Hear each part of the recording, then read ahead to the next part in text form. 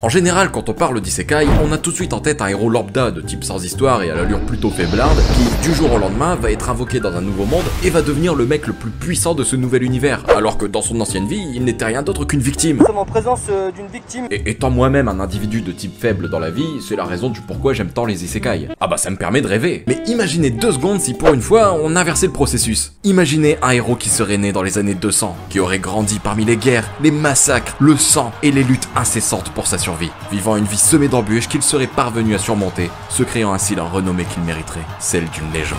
Et du jour au lendemain, ce héros serait téléporté dans un autre monde, devenant désormais une idole japonaise à succès.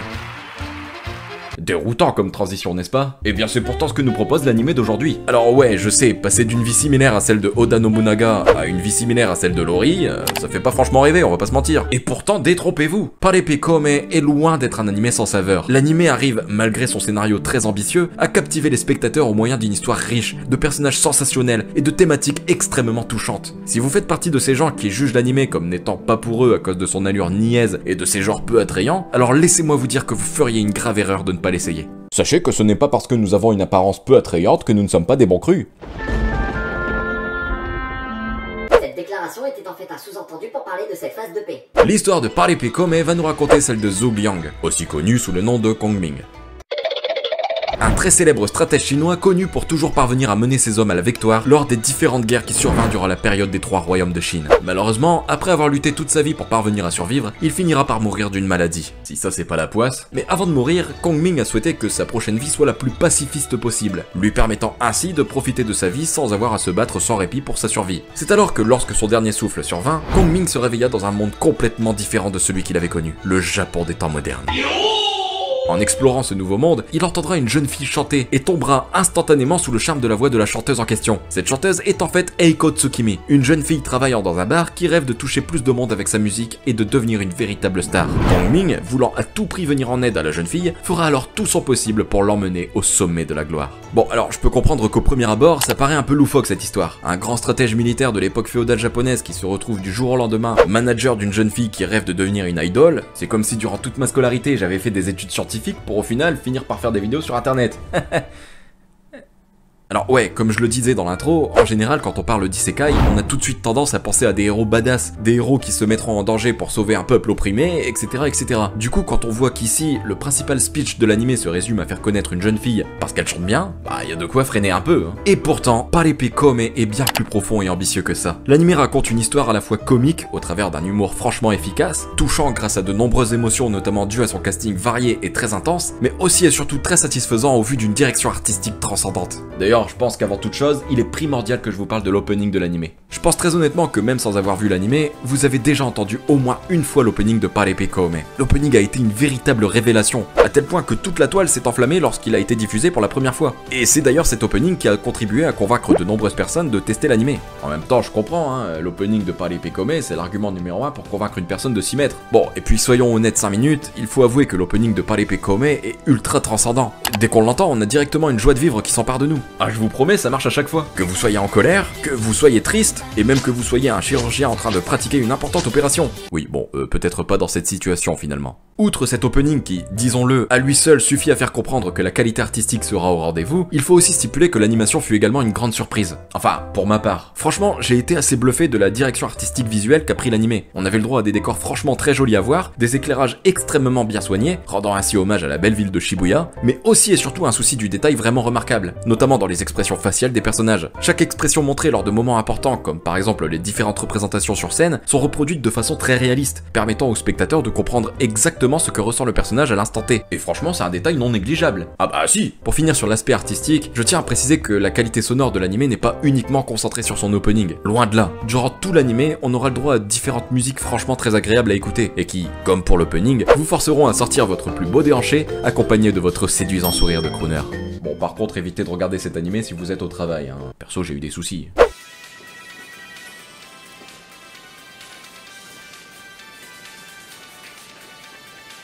Bonjour, actuellement en recherche d'emploi, j'effectue ce CV audiovisuel afin de trouver un travail dans les plus brefs délais. Bref, Pare Come n'est pas qu'une simple pépite artistique. Non, même si je vous ai effectivement un peu trop taillé la bavette à ce sujet, l'anime possède d'autres très grosses qualités. Comme je l'ai dit plus tôt, Pare Come est plutôt très ambitieux. Faut dire qu'au premier abord, l'histoire paraît complètement débile. Et on en vient d'ailleurs très vite à se demander ce que l'auteur a fumé quand il s'est dit que projeter un grand stratège militaire chinois dans le monde des idoles du Japon moderne serait une bonne idée. Mais au final, à ma grande surprise, ces deux thèmes matchent super bien ensemble. C'est justement ce côté burlesque de l'œuvre qui fait tout son charme. Dès que j'avais terminé le premier épisode, mon esprit était complètement investi dans ce que je venais de voir, et avait clairement envie de découvrir la suite, jusqu'à binge-watcher la saison complète. Pare Come a le mérite de mettre en place une histoire rafraîchissante, une histoire qui vous transmettra instantanément de bons sentiments. C'est un animé où pendant quelques minutes, on va poser son cerveau, et se laisser porter par la narration à la fois très douce et extrêmement divertissante. Alors ouais, ici, je vous l'accorde, même si par moments on nous raconte les exploits militaires de Kong Ming durant sa précédente vie, on est très loin de l'ambiance isekai habituelle à base de grosses bastons de bourrin et de pouvoirs à foison. Mais pourtant, Pare Come arrive tout de même à être très impactant. L'histoire ne va pas se focaliser uniquement sur la musique. Certes, la musique reste le thème central de l'anime, mais parmi ce thème, on peut découvrir plein de petits embranchements,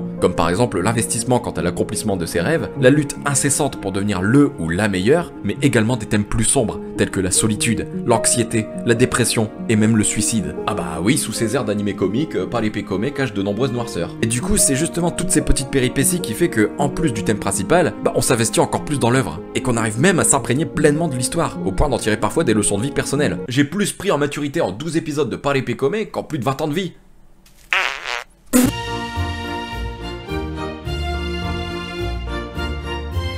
Ce que je veux dire, c'est que, par exemple, à partir de l'épisode 5, on va découvrir un certain personnage qui deviendra récurrent, et qui sera introduit de façon assez dramatique. Bon, vous en faites pas, c'est pas du spoil. Ouais, en fait, ce garçon était un ancien rappeur à succès qui avait tout pour être heureux. Du moins, ça c'est ce qu'on pensait en le voyant, puisqu'au fond de lui, il cachait un profond mal-être. Chaque jour, il était victime d'un stress énorme, un stress provoqué par la peur de ne plus réussir à satisfaire son public, et finir par tomber dans l'oubli, voire même dans l'indifférence la plus totale. C'est pourquoi, chaque jour, il ne pensait qu'à une chose, faire mieux que la dernière fois. Tout donner pour arriver à produire quelque chose de meilleur que sa dernière prestation. Mais à force de ne vivre que pour ça, à force d'accumuler tout ce stress à cause de l'anxiété perpétuelle qui le rongeait, il a fini par avoir de graves problèmes de santé et sombrer peu à peu dans la dépression. Si je vous raconte ça, c'est parce que c'est le passage de l'histoire de l'anime auquel je me suis le plus identifié. Je pense que c'est pareil pour tous les vidéastes présents sur YouTube, mais à chaque fois que je sors une vidéo, je suis certes très content de voir qu'elle arrive à plaire à beaucoup de monde, mais en quelques secondes, je peux vous dire que mon stress me rattrape.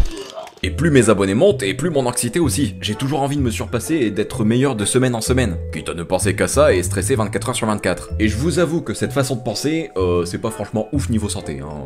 Bref, ma vie nulle n'étant pas le sujet, si je vous raconte ça, c'est surtout pour vous montrer que Pare Come, au-delà de son genre surréaliste, arrive à introduire des thèmes qui, eux, pour le coup, sont réalistes, permettant ainsi à n'importe quel spectateur de s'y identifier. Et ça, pour moi, c'est un gros point fort. Mais comme je l'ai dit plus tôt, certes, l'histoire est, contre toute attente, très captivante, mais ce qui la rend aussi plaisante à suivre, c'est avant tout la multitude de personnages qui nous seront présentés et qui nous accompagneront durant l'entièreté de l'intrigue. Tout au long de l'anime, on va rencontrer de très nombreux personnages. Alors, certes, tous évolueront dans le même domaine, à savoir la musique, mais tous auront un caractère et une façon d'être extrêmement impactantes sur notre visionnage. Mais bien que les personnages secondaires soient tous extrêmement divertissants, l'anime ne serait pas ce qu'il est sans son duo de personnages principaux. Honnêtement, je ne pensais pas autant aimer suivre les aventures de deux personnages si différents. Et pourtant, leur relation est l'une des plus touchantes qui m'a été possible de voir jusqu'à maintenant pour l'année 2022. J'ai vraiment adoré suivre le duo de Kong Ming et de Eiko. J'ai adoré voir Eiko lutter jour après jour pour accomplir son rêve. J'ai adoré découvrir Kong Ming dans un état d'esprit complètement différent de ce qu'on a l'habitude de nous montrer le concernant. Qui plus est, la comédie engendrée par ces deux personnages fait mouche à chaque fois. Par exemple, c'est vraiment très agréable de voir à quel point Kong Ming est en extase devant un monde si avancé technologiquement parlant, alors que lui, il y a à peine quelques heures, il venait d'une époque où le principal boulot des gens, c'était de torcher le cul des poules et ratisser la bouse. Du coup, ouais, la fusion entre le passé et le présent, c'est franchement très plaisant à découvrir. Ah bah en même temps, c'est l'essence même du Japon, hein. Après tout, ne dit-on pas... Le Japon, entre tradition et modernité. No, God, please, no, no. Voilà, du coup j'ai pas grand chose à dire de plus parce que tout simplement j'ai adoré en fait du début à la fin. Voilà, je vous avoue que j'avais pas prévu de finir ma review comme ça.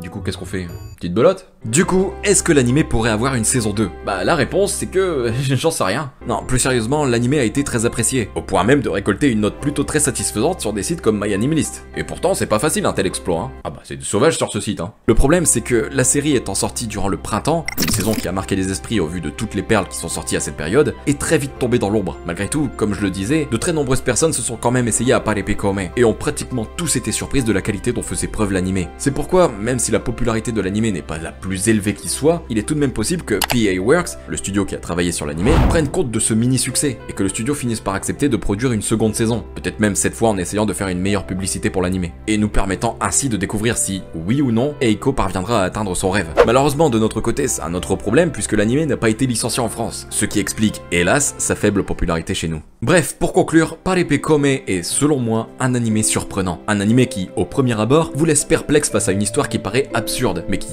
au final, se révèle être l'une des plus satisfaisantes qui soit. À l'heure actuelle, et dans le monde où nous vivons, j'estime que ce genre d'œuvre, rempli de bienveillance et de pure douceur, est primordial pour garder le moral. Vous savez, ce genre d'œuvre qui vous fera oublier tous vos soucis durant quelques instants, et qui vous réconciliera même avec l'humanité, vous faisant prendre conscience que la vie peut également être très belle. Eh bien, Parepe Kome est ce genre d'œuvre, une œuvre qui vous transportera pendant 12 épisodes dans un monde rempli de douceur, de légèreté et de bienveillance absolue. Je sais que le thème musical peut être repoussant pour certains, mais essayez au moins le premier épisode. Jugez par vous-même à quel point l'anime peut être plus qu'un simple anime parlant de musique. Et peut-être que, comme moi, vous finirez par être absorbé par la narration si envoûtante de l'anime au point d'enchaîner les épisodes.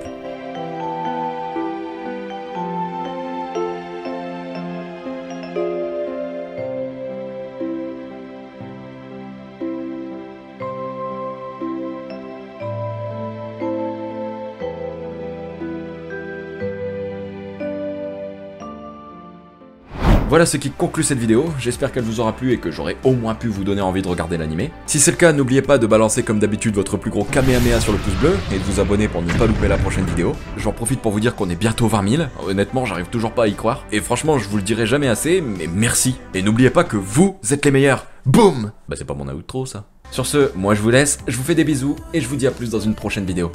Ciao.